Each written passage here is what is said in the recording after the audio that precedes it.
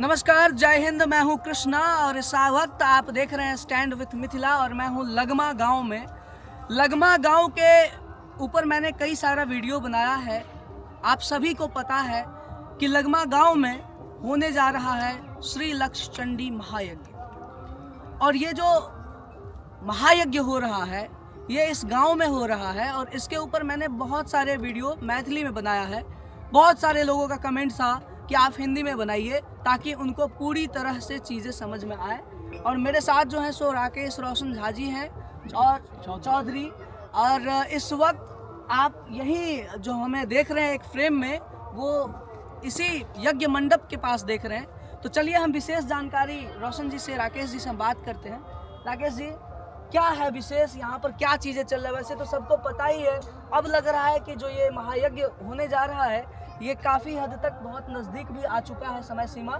तो क्या सब तैयारी अभी तक हुआ है और क्या चीज़ें यहाँ पर और होने वाला है, इन सारी चीज़ों के ऊपर आप विशेष जानकारी हमें जो व्यूअर्स हैं उनको दीजिए। बहुत बहुत धन्यवाद आपको। सबसे पहले मैं बता देना चाहता हूँ कि लगमा ब्रह्मचर्य आश्रम के तत्वावधान में दो महायज्ञ होने जा रहा है। एक लक्षचंडी महायज्ञ और दूसरा अति विष्णु यज्ञ। जो यज्ञ 1 मार्च से प्रारंभ होगी और 16 मार्च तक चलेगा। रही कार्य की, तो कार्य अभी जोरों से चल रहा है।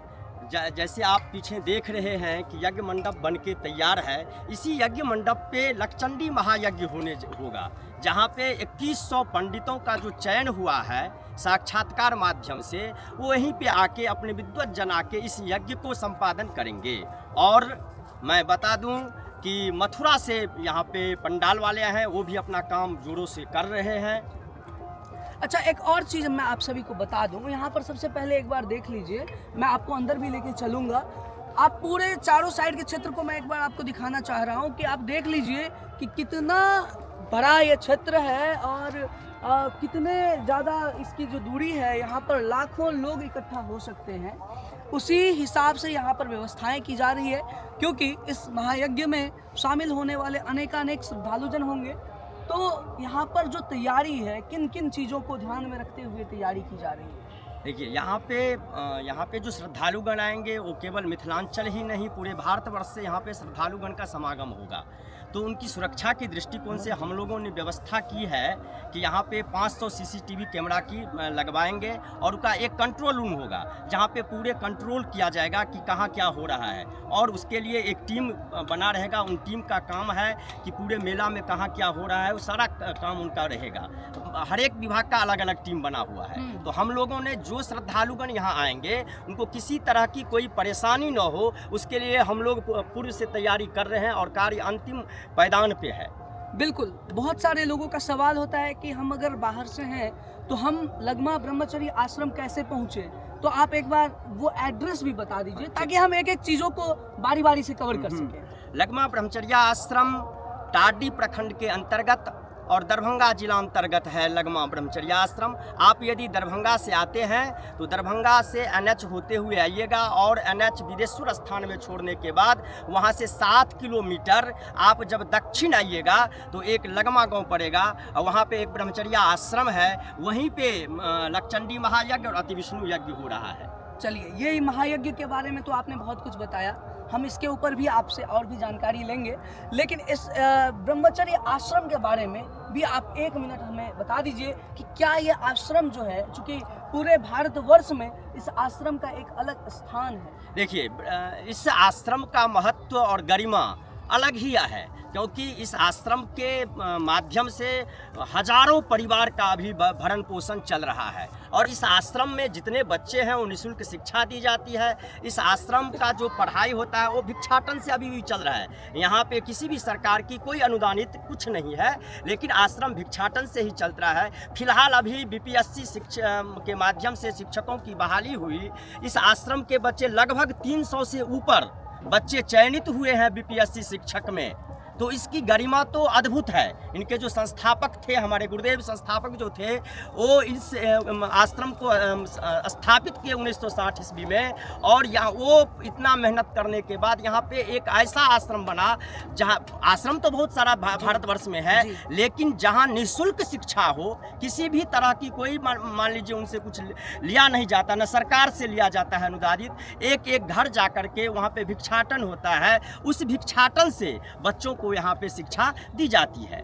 अच्छा, इस आश्रम में जो आना चाहते हैं, जो अपने बच्चों को भेजना चाहते हैं, उनके लिए क्या प्रक्रिया है? देखिए, उनके लिए प्रक्रिया है कि हम लोग अप्रैल में एक फॉर्म निकालेंगे, उस फॉर्म के माध्यम से वो भरेंगे, उसमें एक टेस्ट होगी, और वो टेस्ट होने के बाद निःशुल्क रूप से वो टेस्ट में जो पास करेंगे वो उनको आश्रम में रखा जाएगा। अच्छा, तो ये सबके लिए है या यहाँ पर एक कॉन्ट्राडिक्शन? नहीं, हाँ, एक चीज़ इसमें मैं क्लियर कर दूं कि आश्रम जो है केवल आश्रम तो आश्रम में केवल वहाँ पे एक है कि रूल नियम है कि वहाँ पे ब्राह्मण के ही बच्चे रहते हैं, क्योंकि वहाँ पे संध्या वंदित के संध्या वंदन होता है, हवन इत्यादि होते हैं, वेद पाठ की होती है। लेकिन उस आश्रम परिसर में विद्यालय है और महाविद्यालय है, तो कोई भी हिंदू सनातन धर्म में जो भी हैं, वो यदि विद्यालय में नामांकन करवाना चाहते हैं तो कोई भी करवा सकते हैं, महाविद्यालय में नामांकन करवाना चाहते हैं तो कोई भी करवा सकते हैं। लेकिन आश्रम से एक ऐसा नियम है कि उसमें एक क्राइटेरिया रखा गया है। बिल्कुल, और ये सनातन की जो पद्धति है, उनको ये काफ़ी पुराना से ये जो विधि विधान है उसको पूरा कर रहे हैं, तो कोई भी नहीं चाहेंगे कि उसको खंडित हो। खैर, इन सब चीज़ों के ऊपर तो हम बातचीत करेंगे ही। एक बार आप देख लीजिए, पीछे का दृश्य देख लीजिए, और आसपास की परिधि दिखा दे रहा हूँ आपको, और चलते हैं हम एक बार पीछे भी चलते हैं और भैया सबसे भी बात करेंगे। तो आपका शुभ नाम क्या हो गया? मेरा नाम राम भजन चौधरी है। अच्छा, राम भजन चौधरी जी, आपसे जो मेरा मुख्य प्रश्न है वो ये है कि आपको इस समय कैसा महसूस हो रहा है, क्योंकि आप लोग ये आयोजन बहुत ही श्रद्धापूर्वक और बहुत ही सुंदर तरीके से कर रहे हैं, लेकिन फिर भी मैं पूछना चाहता हूँ कि आपको इन सब के बावजूद आपको कैसा महसूस हो रहा है, क्या चीज़ें आप फील कर रहे हैं? देखिए, सबसे बड़ी बात ये है, जो जिस प्रकार की ये आयोजन है जी, वो हमारे लिए तो एक है ही, मतलब गौरव का क्षण है ये। अगर मैं कह रहा हूँ, जो अभी भी हमारे देश में महाकुंभ का आयोजन हो ही रहा है जी, उसमें तो मैं सुन रहा हूँ जो 12 वर्ष पे कुंभ का आयोजन होता है जी, लेकिन जिस प्रकार से यज्ञ आज मिथिला में ब्रह्मचर्य आश्रम के तत्वावधान में आयोजित हो रहा है, यह यज्ञ मैं कहता हूँ फिर 12 वर्षों में नहीं हो सकता है। वाह! ना मैं कहता हूँ जो इस मिथिलांचल में फिर 100 वर्ष में होगा। कोई ऐसे ही महापुरुष होंगे, वही यदि आ जाए, वीर भोग्या वसुंधरा कहा जाता है, पृथ्वी पर बड़े बड़े वीर आते हैं, उसी प्रकार से ऐसे कोई यदि महापुरुष होंगे तो फिर होगा। लेकिन वे 100, 150, 200 वर्ष के बाद ही ऐसे महापुरुष आएंगे तो उसको पूरा करेंगे, ऐसा हम लोग महसूस करते हैं। ये क्षण बीत गया तो फिर मुझे नहीं विश्वास है कि फिर ये क्षण लौट के आएगा। आपके वाणी से यह स्पष्ट हो रहा है और ऐसा प्रतीत हो रहा है कि जिस प्रकार से महाकुंभ में एक जनसैलाब पहुंचा था, उसी प्रकार कुछ हमारा मिथिलांचल में यह दृश्य बनने जा रहा है। देखिए, मैं इसमें कहना क्यों चाहता हूँ, वो महाकुंभ एक निश्चित स्थान और निश्चित समय पे किया जाता है जी, निश्चित तिथि है, लेकिन यह जो काम हो रहा है वो साक्षात नारायण के क्या कहें आदेश के अनुरूप हो रहा है। कहिएगा क्यों? एक औपचारिक, जैसे किसी मतलब उदाहरण के विधि से मैं बताना चाहता हूँ, जैसे विद्यालय है तो वहाँ एक टाइमिंग है बच्चों को पढ़ाने का, लेकिन माता पिता के साथ या समाज के साथ जो बच्चों सीखता है उसमें न कोई टाइमिंग होता है, न जगह होता है, न स्थान मिलता है। उसी तरह से यह यज्ञ जो है वो साक्षात नारायण की कृपा है, क्योंकि यज्ञ जो है वो नारायण स्वरूप होते हैं। इस ये काम जो है वो किसी से तुलना नहीं, अतुलनीय है। बिल्कुल, एक बार मैं आपको पूरा दिखाना चाह रहा हूँ। ये अंदर में मैं इस वक्त मौजूद हूँ जो जहाँ पे ये यज्ञ मंडप तैयार किया जा रहा है, और आप देख लीजिए ये राकेश जी, हाँ। ये दूरी कितना है, ये जो पूरा है ये डिस्टेंस कितना है लगभग? यज्ञ मंडप, हाँ, यज्ञ मंडप का यज्ञ मंडप जो है सो 1000 स्क्वायर फीट में है। 1000 स्क्वायर फीट? हाँ। अच्छा, 1000 स्क्वायर फीट, 1000 एकड़ 1000 एकड़ में है। अच्छा, ये पूरा जो आप देख रहे हैं इसके बारे में बता रहे हैं कि 1000 एकड़ के आसपास में ये परिधि हो, परिधि, हाँ, जिस जहाँ तक इनको अनुमान है कि ये क्राउड यहाँ तक पहुँच सकता है। हाँ, हाँ। अच्छा, दूसरी चीज़ ये जो पूरा चीज़ें तैयार हो रहा है, इसमें करीबन कितना बांस का प्रयोग, क्योंकि मुझे लग रहा है ये पूरा स्ट्रक्चर जो मुख्य तौर पर जो ये मतलब इसको खड़ा किया गया है, इसमें 2 प्रकार की लकड़ी को यूज किया गया है, जिसमें कि मुझे लग रहा है ये जो लकड़ी है ये किस चीज़ का है? ये सब गम्हार, ये सब इसमें लकड़ी का जो प्रयोग किया गया है, एक शीशम है, गम्हार है। अच्छा, जो मजबूत लकड़ी है उस हिसाब से। हाँ, हाँ, हाँ। अच्छा, ये बांस कितना लगभग इसमें बांस 10,000 से अधिक बांस लग चुका है। लग चुका है। अब आपको क्या लगता है इसमें क्या कैसी रहेगी व्यवस्थाएं? पंडित कहाँ बैठेंगे इसमें? आप जो यहाँ देख रहे हैं ये पूरे इतने लंबा चौड़ा लक्षचंडी महायज्ञ के लिए जो बना हुआ है यज्ञ मंडप, इसमें 108 कुंड रहेंगे। 108 कुंड बनेगा।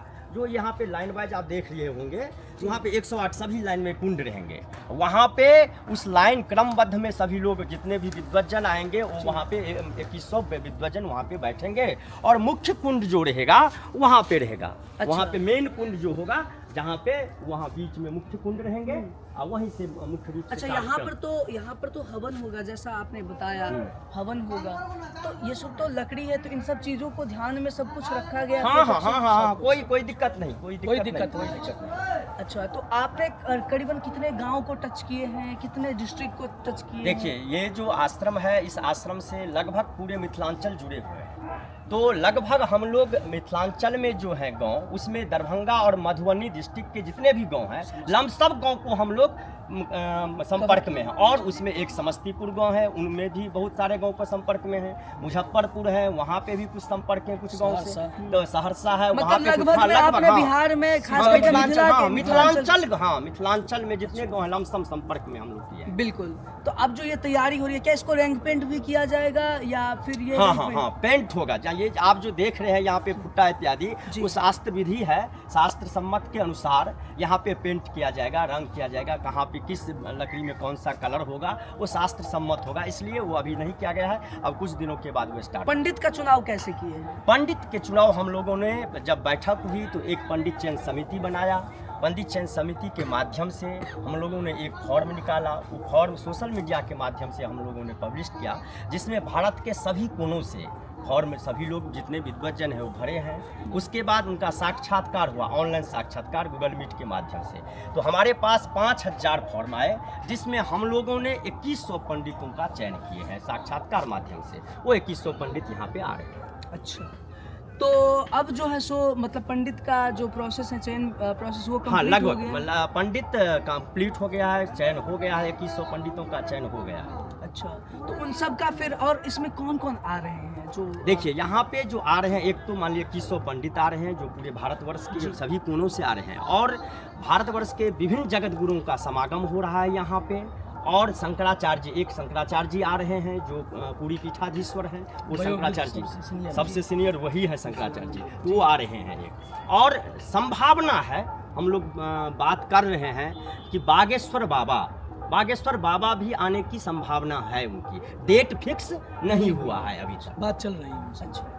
तो ये सारी चीजें हो रही है, इसमें लोगों से क्या अपील करना चाहते हैं? देखिए, लोगों से मुख्य रूप से मेरी अपील है कि इस प्रकार का यज्ञ फिर मिथिलांचल में कब होगा इसकी कोई गारंटी नहीं है। हम देख पाएंगे कि नहीं देख पाएंगे, क्योंकि शरीर तो क्षणभंगुर है, कब नहीं है, इसलिए देख पाएंगे कि नहीं देख पाएंगे। तो मैं तो यही अपील करूंगा कि कम से कम 15 दिन का जो जग है उसमें आप समय निकाल के 1 दिन 2 दिन जितना दिन समय मिले कम से कम आइए और इस जग में सहभागिता दिखाइए। और लास्ट में मैं यही कहूँगा, इसमें तन मन धन से सहयोग करिए, क्योंकि जब तक पूरे मिथिलांचल के लोग इसमें सहयोग नहीं करेंगे तो इस प्रकार का यज्ञ कर पाना असंभव है। बिल्कुल।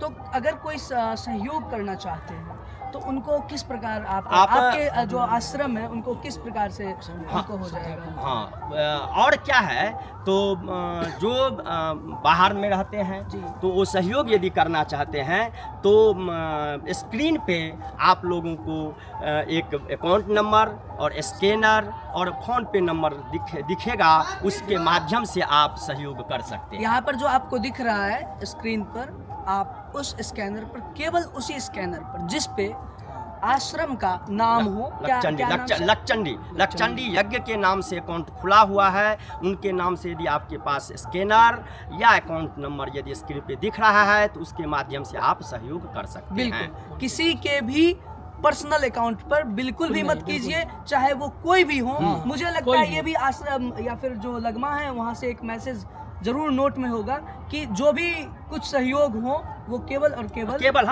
केवल जो है सो लक्षचंडी यज्ञ के लिए अकाउंट अलग से खुला हुआ है, तो उसके माध्यम से आप लोग सहयोग बिल्कुल। तो प्रसिद्ध आपको भी स्क्रीन sign पर है ना। आपको स्क्रीन पर दिख रहा होगा, आप उस पर जरूर जाएं और आप कुछ न कुछ सहयोग जरूर करें, और सहयोग के साथ आप यहाँ पर उपस्थित होकर इस शानदार क्षण जो होने वाला है, ऐतिहासिक क्षण, उसका आप जरूर जो है सो हिस्सा बने। हम यही अपील करेंगे आप सभी से, और ये मिथिला के लिए बहुत ही गौरव का विषय है। तो बहुत सारे लोगों का प्रश्न था कि हम वीडियो हिंदी में बनाएं, इसीलिए आज हमने इस वीडियो को आप सभी के बीच में हिंदी में रखा है। तो इस वीडियो को पूरा अंत तक देखने के लिए आप सभी का बहुत बहुत धन्यवाद, आभार। जय हिंद, जय मिथिला।